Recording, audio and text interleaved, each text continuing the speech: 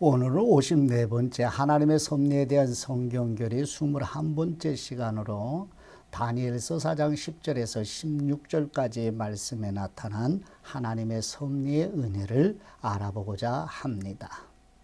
먼저 지난 소그룹 나눔 시간에 나누었던 내용을 마음에 되새겨 보시면 풀무불의 죽음에 던져질지라도 세상의 신을 따르지 않으며 목숨 걸고 여호와 하나님을 의뢰했던 하냐냐, 미사엘, 아사랴는 그리스도와 함께 죽고 그리스도와 함께 다시 살리심을 받아 이방 사람들에게 하나님을 증거하도록 섭리하시는 은혜 아래 거하는 모습을 살펴보았습니다.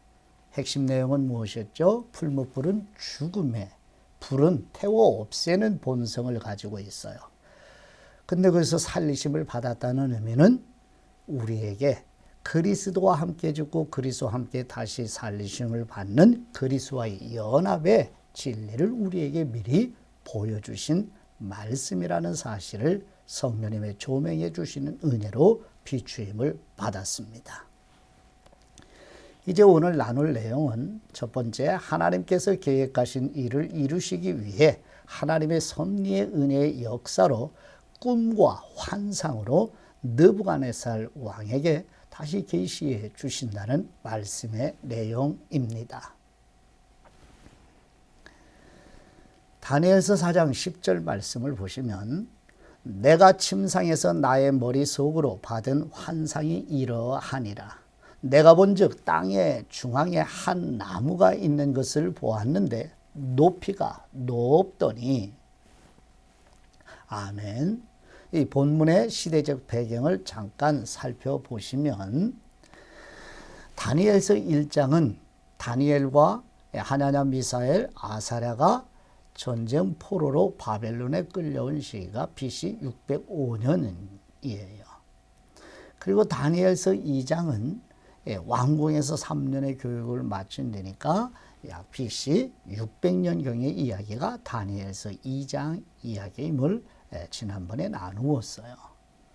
우리가 지금까지 살펴본 다니엘서 3장은 그로부터 약 15년경이 지난 BC 585년경의 사건이었습니다.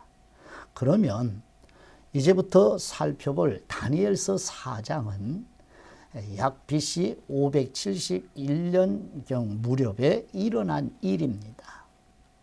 이때 다니엘의 나이가 약 50대 초반 정도 되는 것으로 추정해 볼 수가 있습니다. 왜냐하면 605년 다니엘이 그리고 세 친구가 바벨론 포로로 끌려올 때 나이가 10대 중반의 청소년들이었기 때문에 그러하죠. 예. 자, 느부갓네살 왕이 꿈에서 하나님을 통해 본 환상이 무엇인가요? 우리가 지난번 소그룹 7번째 나눔의 내용, 지난해 5월 12일에 함께 나누었던 내용인데 특별 계시의 방식 6가지를 나눈 기억이 있지요. 첫 번째 신적 현현, 하나님이 직접 나타나시는 계시의 방식. 두 번째는 언약의 사자로 계시해 주셨죠.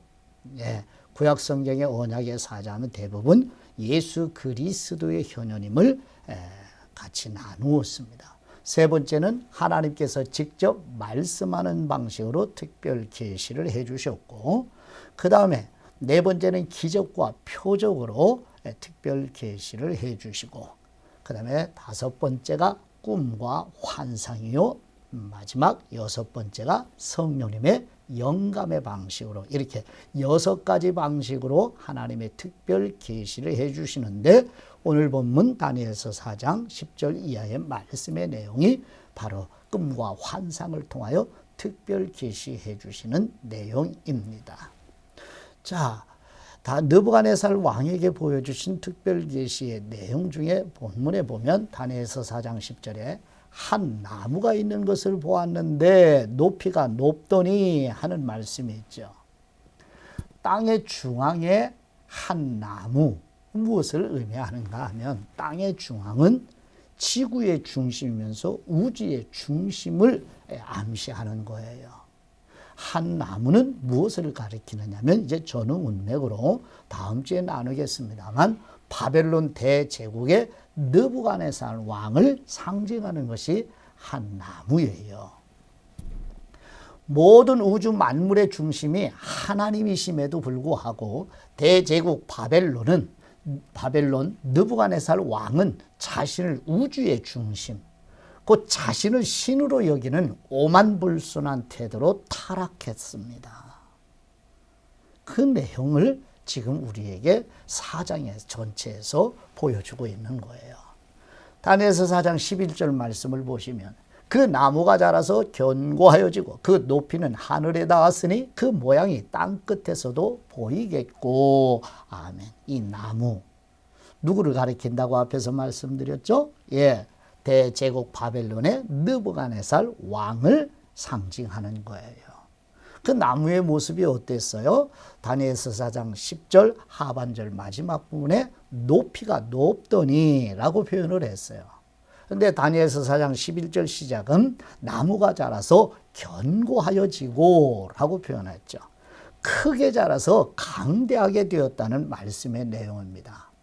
바로 이것은 나무가 자라서 견고하여졌다 하는 이 말씀은 성장 과정이 있었음을 표현하는 말씀이죠. 느부갓네살 왕은 처음에는 미미했어요.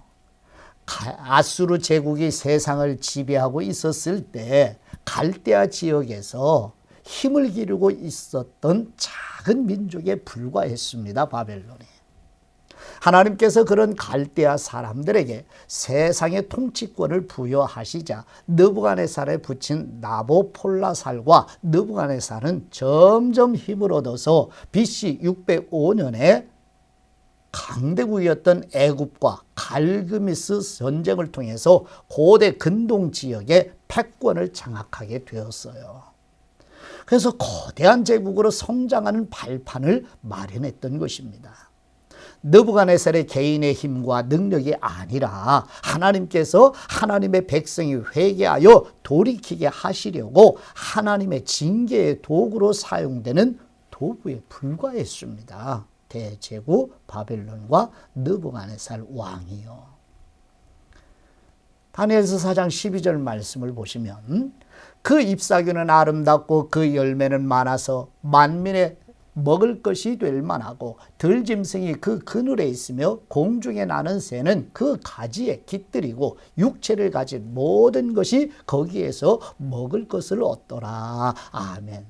나무의 영향 아래서 어떻게 표현하고 있죠? 잎사귀는 아름다워요. 열매는 만민이 먹을 만큼 많았다고 표현해요.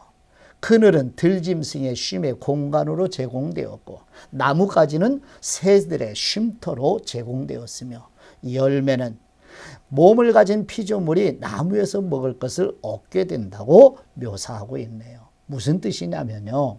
대제국 바벨론 느부갓네살 왕의 통치 아래에 있는 여러 나라들이 법적인 질서와 경제로 보호받게 되는 모습을 다니엘서 4장 12절이 표현하는 거예요. 그래서 여기서 우리에게 주시는 교훈 한 가지요. 로마서 13장 1절 말씀에 질서에 순종하는 것이 하나님의 권위를 인정하는 것임을 가르쳐 주어요. 각 사람은 위에 있는 권세들에게 복종하라. 권세는 하나님으로부터 나지 않음이 없나니 모든 권세는 다 하나님께서 정하신 바라. 아멘. 때로는 우리가 이성과 지성으로 이해할 수 없는 악한 통치자들이 각 나라를 통치하는 통치권을 가지게 되는데 그럼에도 불구하고 그 통치권 아래서 법적인 질서로 그리고 경제적인 질서 속에서 공급이 되는 것이 통치자가 없이 아귀다툼을 하며 사는 것보다는 나은 상황임을 역사 속에서 가르쳐주게 되는 거예요. 그래서 하나님은 사도 바울을 통하여 성령님의 영감으로 통치권은 하나님께서 부여해 주신 것이니 그 통치권 아래서 순종하여서 질서를 지켜나갈 것을 권고하고 있습니다. 이제 두 번째 내용을 보시면 하나님께서 계획하신 일을 이루시기 위해 하나님의 섭리의 은혜의 역사로 천사들을 보내 하나님이 행하신 일을 전하시게 되는 내용인데요. 다니엘서 4장 13절 말씀의 내용을 보시면 내가 침상에서 머릿속으로 받은 환상 가운데 또 본즉 한 순찰자 한 거룩한 자가 하늘에서 내려왔는데 아멘. 하늘에서 내려온 순찰자 곧 거룩한 존재가 무엇일까요? 순찰한다는 뜻은 잠을 자지 않고 지키는 존재를 가리킵니다. 다시 말해서 항상 깨어서 인간 세상을 지켜보며 살피는 존재입니다. 누구죠? 하나님이 창조하신 천사를 가리키는 표현이에요. 천사는 인간처럼 음식을 먹지 않아요. 몸을 가지고 있지 않은 영적인 존재입니다. 그래서 하나님께서 성령님의 영감으로 시편 121편 4절에서 우리 하나님은 어떤 하나님으로 계시해 주시는지 볼까요? 시편 121편 4절 말씀.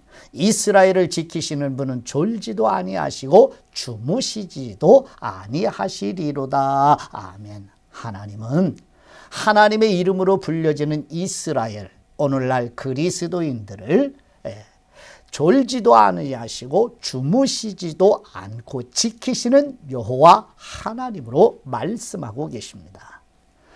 하늘의 하나님으로부터 보냄받아온 천사는 하나님께서 계획하신 일을 행하신 일을 인간에게 전달하는 메신저 역할을 하는 것이 천사이고 하나님의 백성들을 보호한다는 말씀의 내용을 보면서 천사들이 어떤 존재이고 어떤 역할을 하는지 성령님의 영감으로 히브리서 기자를 통해서 전해주시는 말씀에 귀를 기울여 볼까요?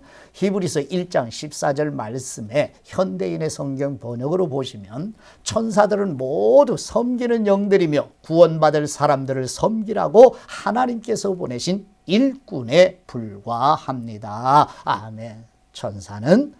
모든 천사는 섬기는 영들이라고 그래요. 구원받을 사람 곧 구원받은 그리스도인, 하나님의 이름으로 불려지는 아버지의 자녀들을 섬기라고 하나님께서 보내신 일꾼들이라고 명확하게 말씀하고 계십니다. 하나님의 섭리의 은혜로 천사들이 보냄받아 하나님의 이름으로 불려진 구원받은 그리스도인 한 사람 한 사람을 보살피는 심부름꾼 하나님의 일꾼들로 사역을 감당하고 있음을 보게 됩니다. 마지막 세 번째, 하나님의 섭리의 은혜의 역사는 하나님의 권위를 무시하며 거만한 사람을 짐승과 같은 존재라는 사실을 알게 하십니다. 다니엘서 4장 14절 말씀을 보시면 그가 소리질러 이처럼 이르기를 그 나무를 베고 그 가지를 자르고 그 잎사귀를 떨고 그 열매를 해치고 짐승들을 그 아래서 떠나게 하고 새들을 그 가지에서 쫓아내라. 아멘. 하나님의 보냄을 받은 천사가 전하는 메시지가 뭐냐면 그가 라고 하는 말씀은 바로 잠을 자지 않고 지키는 천사, 거룩한 존재였죠. 나무를 베고 어떤 말씀을 전해요? 예, 그렇죠. 나무를 베고 두 번째 나뭇가지를 자르고 세 번째는 잎사귀를 떨고 네 번째는 열매를 해치고 다섯 번째는 나무 아래 짐승들을 떠나게 하고 여섯 번째는 나뭇가지의 새들을 쫓아내라고 천사를 통해서 느부갓네살 왕의 꿈의 환상으로 특별 계시를 전해주고 있어요. 무슨 뜻이죠? 나무에 의존하여 살던 모든 나라를 흩으시는 하나님이십니다. 이제 때가 가까이 다가왔죠. 다시 말씀드리면 바벨론 대제국 느부갓네살의 모든 권세를 꺾어버리고 느부갓네살이 누려왔던 모든 것을 제거해 버리시는 하나님의 때를 가리키고 있어요. 그 다음 말씀에 귀를 기울여 볼까요? 다니엘서 4장 15절 말씀. 그러나 그 뿌리의 그루터기를 땅에 남겨두고 쇠와 놋줄로 동이고 그것을 들풀 가운데에 두어라. 그것이 하늘 이슬에 젖고 땅의 풀 가운데서 짐승과 더불어 제 몫을 얻으리라. 아멘. 여기서 그것이라고 하는 삼위일체 대명사는 뭐예요? 예, 중앙에, 땅 중앙에 있는 한 나무. 누구를 가리키고 상징하죠? 예, 대제국 바벨론의 느부갓네살 왕을 가리키는 나무입니다. 하나님의 공의로우신 심판에 담긴 하나님의 은혜가 우리에게 전해지고 있어요. 하나님의 공의로우신 심판에 담긴 하나님 아버지의 은혜가 무엇인지 쇠와 놋줄로 나무를 묶어두라. 나무 곧 느부갓네살 왕을 들풀 가운데 두어서 하늘의 이슬에 젖게 하고 땅의 짐승처럼 풀을 먹게 하라고 말씀하고 계시죠. 그러나 무엇은 남겨두라? 나무의 그루터기는 남겨두라고 말씀하십니다. 나무의 그루터기를 남겨둔다는 말씀은 다시 회복될 수 있도록 그루터기를 남겨두시는 우리 하나님. 이사야 6장 13절 말씀해 보시면 그 중에 10분의 1이 아직 남아 있을지라도 이것도 황폐하게 될 것이나 밤나무와 상수리나무가 배임을 당하여도 그 그루터기는 남아있는 것 같이 거룩한 씨가 그 땅에 그루터기이니라 하시더라. 아멘. 나무의 그루터기를 땅에 남겨두라는 이 말씀에 심판의 징계의 아래서도 하나님께서 회복할 수 있는 기회, 회개할 수 있는 기회, 교만을 꺾고 겸손으로 낮아지는 기회를 하나님이 주신다는 사실 앞에 우리는 또 겸비하지 않을 수가 없지요.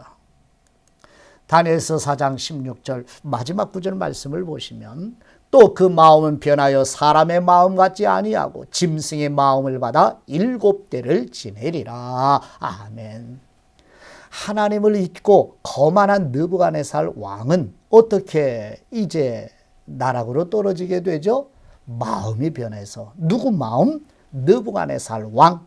다시 말씀드리면 대제국 바벨론의 느부갓네살 왕의 마음이 변하여 짐승의 마음을 받아 자신이 사람이 아니라 짐승으로 착각을 한다는 말씀이에요.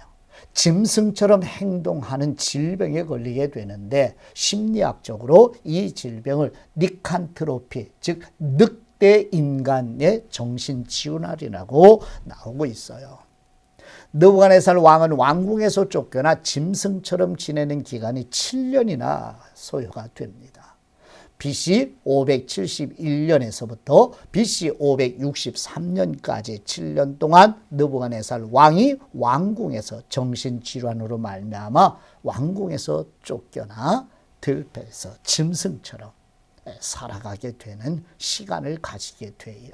이게 바로 하나님의 심판의 징계이죠. 그래서 BC 563년에 회복이 되어요. 왕궁으로 돌아와서 1년을 지낸 뒤에 BC 562년에 사망을 합니다. 그래서 느부갓네살 왕 대제국 바벨론 느부갓네살 왕은 BC 605년에서 BC 562년까지 43년간을 통치하는 왕이 느부갓네살 왕입니다. 자, 여기서 우리 서신서의 말씀에 귀를 한번 기울여 볼까요? 베드로후서 2장 10절 상반절 말씀에 육체의 욕심대로 살며 하나님의 권위를 멸시하는 사람에게는 더욱 큰 벌을 내릴 것입니다. 아멘. 현대인의 번역 성경인데요. 하나님의 권위를 멸시하고 교만한 인간은 육신의 욕심을 따라 살며 하나님의 권위를 멸시하는 거만한 인간에게 공의로우신 하나님의 심판의 징계가 있음을 천명하고 있어요. 베드로후서 2장 12절 말씀을 같이 보시면 그들은 본래 잡혀 죽기 위해 태어난 짐승과 같아서 알지도 못하는 것을 욕하니 그들도 짐승처럼 멸망하고 말 것입니다. 아멘. 하나님의 권위를 멸시하고 교만한 인간은 느부갓네살 왕처럼 육신의 욕심을 따라 살며 하나님의 권위를 멸시하는 인간에게 우리 공의로우신 하나님의 징계가 어떻게 임해요? 느부갓네살 왕처럼 짐승처럼 될 것이다. 짐승보다 못한 인간들이라는 말을 하고 있어요. 서로 우리가 그런 말을 주고받잖아요. 그러므로 하나님 앞에 겸비하지 않으면 안 되죠. 해서 전도자 솔로몬을 통해서 우리에게 증거하시는 말씀도 귀를 기울여야 되죠. 잠언 8장 12절 말씀, 잠언서 18장 12절 말씀에 사람의 마음의 교만은 멸망의 선봉이요 겸손은 존귀의 앞잡이니라 라고 말씀하고 계십니다. 성도 여러분, 성경은 신구약 성경이 변함없이 우리 영원 불변하신 하나님께서 구약에도 신약 성경 안에도 늘 동일하게 말씀하시는, 교만하고 오만하며 거드름 피우는 오만불순한 사람은 패망한, 멸망하게 된다. 그러나 하나님의 은혜와 사랑은 어떤 사람이에요? 겸비한 사람, 낮춘 사람, 낮아진 사람, 겸손한 사람이 은혜를, 사랑을 입게 된다는 것은 영원 불변의 진리입니다. 다음 주에 이어서 느부갓네살 왕의 이 교만함이 어떻게 실제로 징계를 받게 되는지 구체적으로 또 말씀의 빛을 비추임 받도록 하지요. 오늘 나눈 말씀의 내용을 정리를 하시면, 하나님께서 계획하신 일을 이루시기 위해 다니엘서 2장과 다니엘서 4장의 꿈과 환상으로 특별 계시를 해주시며, 하나님이 전하시는 일을 천사를 보내어 인간에게 전달하게 하시며, 하나님의 이름으로 불려지는 이스라엘을 징계하시는 심판의 도구로 세워진 바벨론 대제국 느부갓네살의 왕의 교만함으로 짐승처럼 살게 되는 심판이 임한다는 말씀을 받게 됩니다. 오늘 하나님 아버지께 받은 말씀으로 아버지께 기도 드릴까요? 네.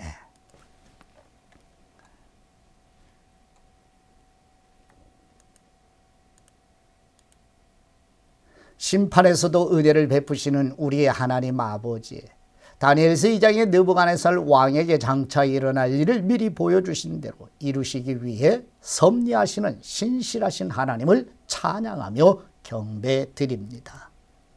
주어진 모든 것이 하나님의 은혜임을 모르고 자신의 힘과 능력으로 된 줄 생각하여 거만한 느부갓네살과 바벨론 제국이 무너짐을 바라보며, 인류의 역사와 우리 개인의 삶이 인간의 생각과 계획대로 되는 것이 아니라 하나님의 주권 아래 있음을 깨닫고 겸손한 자녀들이 되도록 도와주옵소서.